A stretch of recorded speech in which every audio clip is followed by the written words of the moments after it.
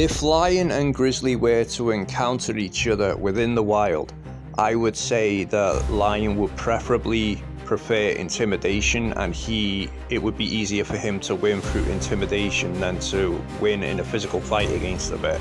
Because there are two outcomes. There is a psychological and physical aspect to the battle, and if the bear is intimidated, it won't fight the lion. If it isn't, it will fight the lion, and the bear can still beat the lion. But there are probably specimens of male lion within the lion populace, also including Barbary lion populace, not just African lion populace, that were probably able to physically beat a bear. It would just require that the specimens of male lion be durable enough, aggressive enough, and have the right level of stamina. This encounter will not be to the death, and I would say that both animals are capable of inflicting injury upon one another and will contingently resort to flight if they need to. Now, what are the outcomes if this becomes a physical fight and the bear isn't intimidated by the lion?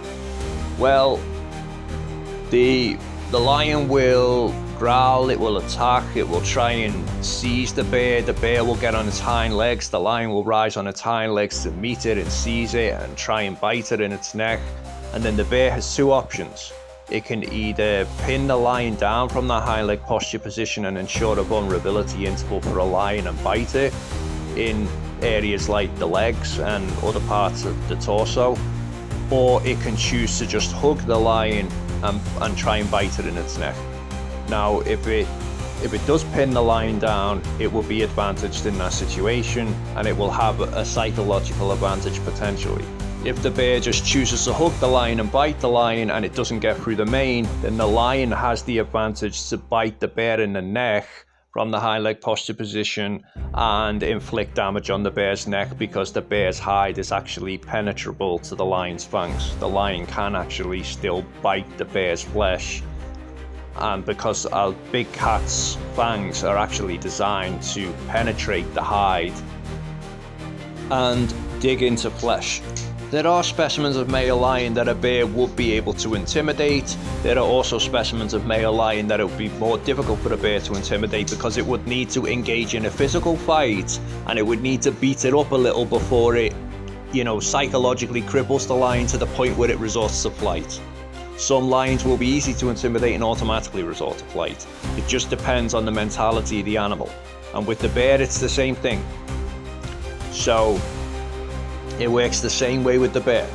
And I would say, let's say, for example, if I were to select Barbary lion specimen to fight the bear, and I would say the bear would have the advantage from the hind legs to pin down, and in terms of strength, because lions don't really generate strength from the hind legs, they generate it from the forequarters.